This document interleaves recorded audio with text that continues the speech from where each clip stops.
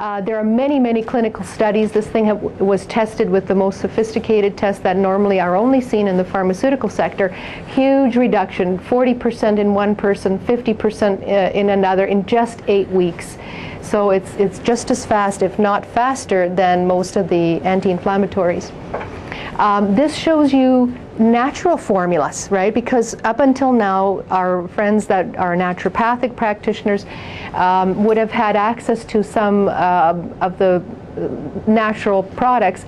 Even they can actually cause disruption and pain, and there's very few that will be effective. Now, the green ones, the beneficial ones, Boswellia combination is in flavonoid intensive care, which we also carry, same company. That was their initial product, and then later discoveries led to the Meta 050. So these are proprietary to Metagenics, which we feel is really a world leader in natural, scientifically tested and developed products. Competitive formulas tested for their efficiency in cutting down on that prostaglandin E2 alpha, the thing that creates the pain, right? And again, big difference, just a dramatic difference in the different natural formulas.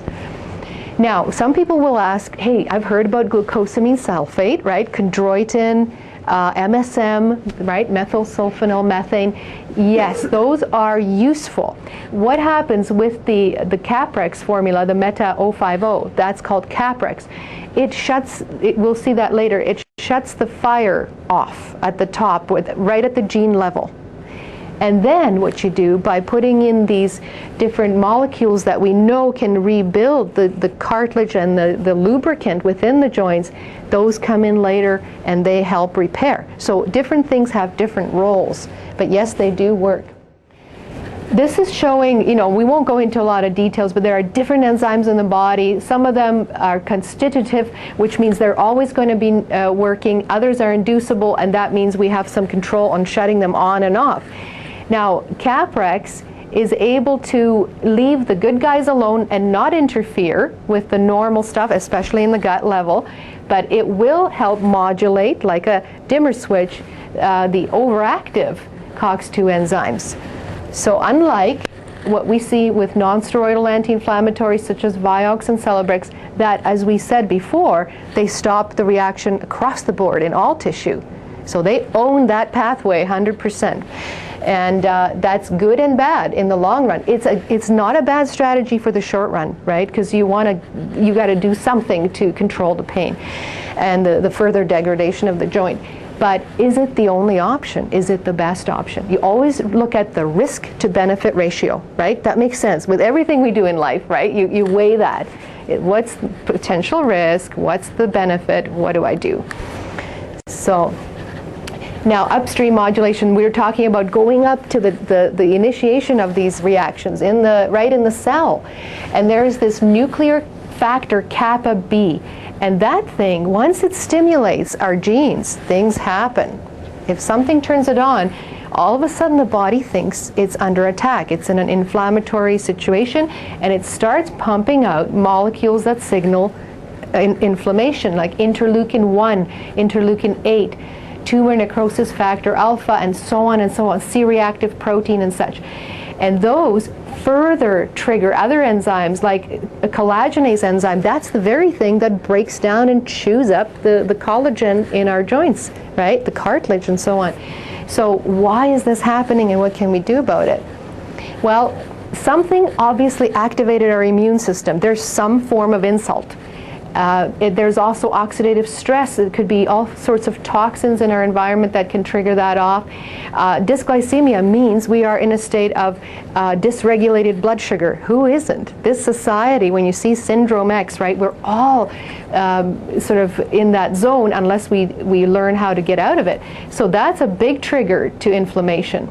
Okay, then trauma and other things will also trigger that reaction. So then we get inflammation, and it feeds forward to more inflammation. Caprex is able to stop that reaction right at its source, okay? And then what else can we do? When I work with a client, I will definitely look at the EPA-DHA omega-3 fatty acids, right? We're hearing tons of stuff about that, right? The flax oil, fish oil, they have to be good and pure and effective and concentrated to be therapeutic or biotherapeutic. So I will do that with people to help them with the inflammation. We're going to look at other compounds that we can use to help sort of rebuild. So that NF-kappa B nuclear factor, not only does it affect inflammation that translates to arthritis, it contributes to osteoporosis in a huge way, right? So anytime you have inflammation in the body, you know you're in the zone for bone demineralization. It's a series of biochemical steps. So selective inhibition of that guy, that NF-kappa B, right in the cell, is a good, effective way, a therapeutic way of approaching inflammatory diseases that end up in bone loss. So it's anytime when we hear, companies are jumping on the bandwagon saying everyone needs calcium, and that's your answer to osteoporosis, just have more calcium. First of all, what kind of calcium? What else is there? Because calcium only forms 23% of bone. What else does the bone, what else is it made from, right? So we look at that, we give you complete bone food, but we also look at inflammation. When I sit with somebody, I look at the reasons why that bone is resorbing. And that's really exciting when you start to see the answers. So that Caprex product, overall, when you look at the studies, it's highly reliable, it's extremely safe. There's over 18 million patient doses consumed by now. It's been dispensed in over 3,500 clinics in North America, and that's in just a year and a half that it's been on the market. Thousands of satisfied customers worldwide and virtually no side effects. I mean, there may be 6 people that thought they had a transient gastrointestinal adjustment, loose bowel for a day or something, but nothing. It's actually supportive of healing of the gut lining. The liver and kidney safety is very important because we know that's where the drugs are known to be really a danger.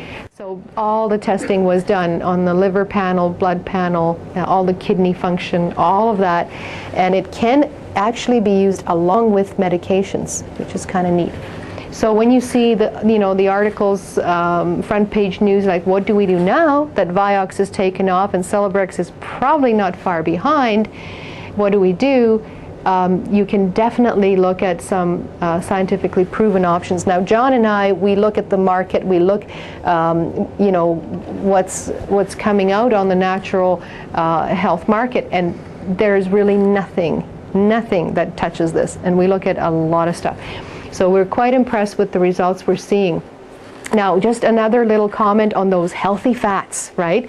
The omega-3 fats that you find in cold water fish and flax oil and a little bit in other nuts and seeds and such is actually very, very healthy in both cutting down the inflammation and repairing the joint space or other tissue, soft tissue and connective tissue.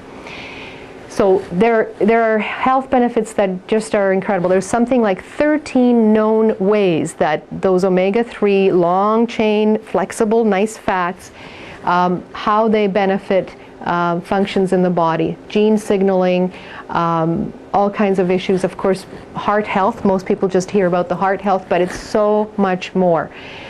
Mood, hormone balance, skin, when we talk about psoriasis and eczema and other flare-ups, that's just one more expression of total inflammation in the body, right? And those fatty acids in appropriate doses are quite remarkable. This is something, don't get bogged down with the biochemistry, but there are basically 2 streams, 2 pathways. The foods of commerce that we sort of got introduced to after the Second World War, right? The whole foods kind of started to disappear, and we got into all these processed foods, beautifully boxed, and that makes up probably 90% of our grocery store. So foods of commerce tend to use cheaper oils that happen to be heavy in omega-6 fatty acids. They're different type of fatty acids. So when we were, ancient people and we were able to sort of collect our nuts and seeds and roots and grubs and, we were omnivorous and eating many things and our fish and so on, we had a pretty close ratio, almost 1 to 1, maybe 2 to 5 to 1 of those two types of oils, and things were in balance. In our society,